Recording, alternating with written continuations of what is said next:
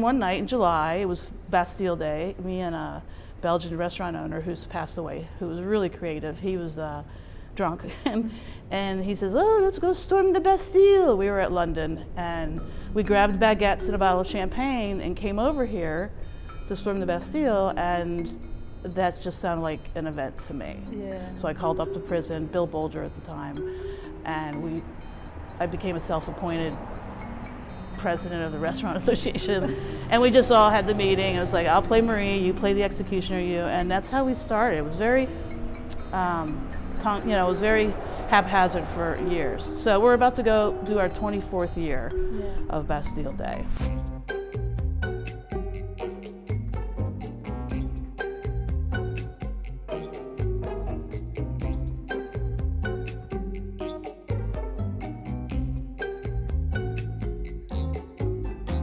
Have you always loved like the performance arts? I didn't think I did. I was kind of always introverted, and I thought, but I went to Temple. I was in the theater film department. It came out. It actually really helped me. I was really nervous about it. Now I love it. Then I started putting on wigs for all sorts of things. You got to you got to make money. So it worked. Everybody, because people leave in July. We're slow. Yeah. So we're like 10 to 15,000 people come and stick around the neighborhood. Everybody has a party at the restaurant. And if you haven't done it, you have to do it. It's very Monty Python-like. And that's all I do now is say, well, if the people have no bread, let them eat tasty cake. And that's what it's known for. Thousands of tasty cakes. Did you always start with tasty cake? Yes. Although we threw Twinkies, because tasty cake didn't give us anything. So it was Twinkies. But now it's finally butterscotch crimpets that I think my picture should be on by now, but no. Yeah, I have a roof team, and we use snow shovels. That's the best way to throw a bunch of tasty cakes. Trial and error, Yes, we try catapulting, and they all come flying, and that's why people are here, for boobs and free cake. Kid friendly though. Yeah. No bad language. Kids bring props, Rocky Horror like water guns and nets to catch the tasty cakes, and actually that's my favorite part of the kids. The kids are my absolute favorite part. Yeah. Because they're on their shoulders with their parents, and they're looking, and they have little French flags, and they're just waiting for that smushed cake that hits the pavement, and then they throw them back at me. Yeah, we have a big stage. Anyway, I could go on and on about Bastille Day. I love it. It's a good event. It's so European looking, this building, that when you look out my atrium and you don't see the cars because of the bushes, and the sun goes down, it hits this wall, you think you're in Europe. Oh yeah. You really do. You really do. It's that word fast casual, all these restaurants, I just want to blow them all up. Yeah. No, I'm only kidding. I'm just kidding. Casual's it. Even our menu, Michael's like, we're down to like maybe 4 entrees because everybody wants to eat small. So they still want to eat small plates. We keep waiting for that to go around again. Yeah. I don't think it's going to.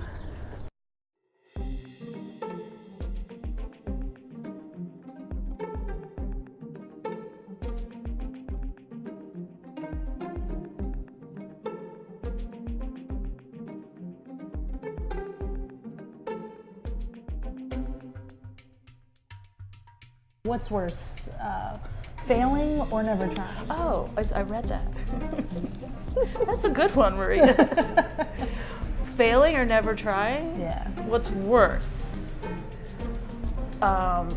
Never trying, of course. Absolutely. I love the story of Thomas Edison. Thomas Edison, who invented the light bulb and became really famous, he failed at so many things. One of the things he failed at is Edison, New Jersey. He started, way before the light bulb, he built these concrete houses. And then he built this whole town, poured concrete, around the concrete factory he had to build to make the houses. Then it was a whole town with the school and the church and everything. And then it all just, like maybe it just fell into the ground. The whole thing was a complete failure. Like he just completely failed. And then he went on and did something else, and then he did something else. So I always tell everybody, my kids and whatever, it's like, it really is all about the failures a lot of the times, but it's definitely worse never to try. Hence, right, failing is good.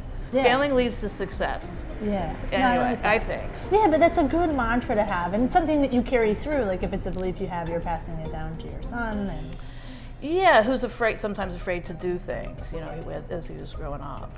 And me too. I was fearful. I was fearful to buy the restaurant. Once I bought the restaurant, it was fear that drove me actually for a few years. Just like, but even now, I run on a little of fear sometimes. I'm guilty of fear because the thought of not making payroll, like if it's slow, that's the biggest scare I have. And in the winter, it's like every week I have to I worry about that because I have people that I don't want to put out of work or and be responsible for that. Yeah. Right. That's the worst feeling, not making payroll. And we pay our purveyors. We're COD with everybody. We had to be when we took over this place because we bought it out of a bankruptcy. I've left it that way. It's a bookkeeping nightmare, but I want those purveyors to get paid too. You need a strong front of the house and you need a strong back of the house. Yeah. That's what I was saying. You can't, these chefs that go in and get a restaurant and they have nobody in the front of the house, I've watched them fail. I'm not gonna name names, but you need a strong front and a strong back and somebody that can we brought in a therapist when we were divorcing that worked with us for years and our staff because we had to make sure we were gonna be on the same page and everybody knew that. We were the foundation even though they were all the children of divorced parents. We've been divorced 20 years. We're not the best of friends, but he's the father, he's my partner here, and he's the father of my son, who is a golden child, and he's still the most talented chef I know. So I had decided after having kegged wine in Brooklyn and Manhattan and Oregon, I mean, other states were doing that, other places were doing this. Pennsylvania was it's just like, well, this sucks. I think I'd like to try to go after kegged wine because you want good wine in a keg because it's green, it's fresh, it's easier to pour, it'll be a great thing. I wanted it. Yeah. So I didn't know which wineries to hit up. So J.J. Jeffries afforded me. I was there a lot because it was in the hotel. So I would drink. With the chef, I'd taste all the different wines, and then I decided to go out in person. I wrote letters and called. That didn't really work. So then I took my manager from here, Christina, and we went out on the road and we went knocking on doors. William Reed, who I love, he called me. He says, I got my state rep guy down here on 2nd Street is going on the floor in Harrisburg, and if we can get all the info to him, he said he'd be willing to slip it through with all the other, there was packaging reform because beer was going in grocery stores. There was so much going on in Harrisburg about all the big stores bringing in booze. And so I did all the research, brought him a packet, and he basically says, I'm not doing this for fucking Fairmount. I'm like, I know. And I made a file. I went to Kinko's, made 5 copies. Because he didn't want to be let out there with his pants down. I was really close to Eric from Chadsford at the time. I'm sorry he pulled out right before I did this. I had all the info. So anyway, took lots of months after that. But he slipped it through. He went out on the floor and slipped it through. Instead of 5, it says 29. And it got passed. And that's it. That's all it took. There's so much history, too, to Philly. Right. A lot of us is like, oh, yeah, all the new stuff. But let me tell you, there aren't many of us that have been around a long time. That's what happens when you get older. Yeah, aren't many restaurants been open almost 30 years like us. Right. Yeah, same owner. It's kind of weird. Are you proud of that? Yeah. No, yeah, I absolutely am. I figured no matter what happens next, it can't take that away. Right. True. I know. That's the fear. That's the fear part. Yeah. No, it's a good city. What do you think if you could share anything with anybody, like lessons you've learned, and I know that there's many, it'd be hard to pick one, but maybe just something that comes first to mind. If you were talking to, like, we're having a conversation now, like I'm in my 30s, like what would you say to somebody else, you know, as any piece of advice or a nugget of wisdom that like you came across and you're like, I could share with you? I don't know. Oh my gosh, I got nothing. No, I'm kidding. Well, I don't know what to say. It was definitely it's easier when you're younger, for sure. You can't do it unless you really have that passion for the industry. And it's not just giving people that meal. It's not just about that.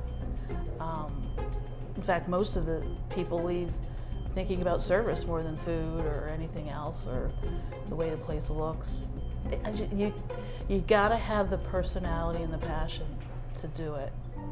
Don't think it's just gonna come out of nowhere. But I didn't know. I went into it. I didn't know I had that. I didn't know that was my personality. Right. Until I did it. Mm-hmm. That came later, with some therapy even. You know, well, today, you like competition, don't you? I don't know what to say. It's hard. It's full time. If you're doing it with your spouse, don't. Because it really does take away family time. Mm-hmm. It really does. It is a big sacrifice. I don't know if it's still going to be that way, but it's a sacrifice for the most part. Having your own small, independent restaurant, it's going to take away. You're going to sacrifice some stuff. Mm-hmm. So get ready for that. Yeah, I don't know what else to say. Pay all your taxes.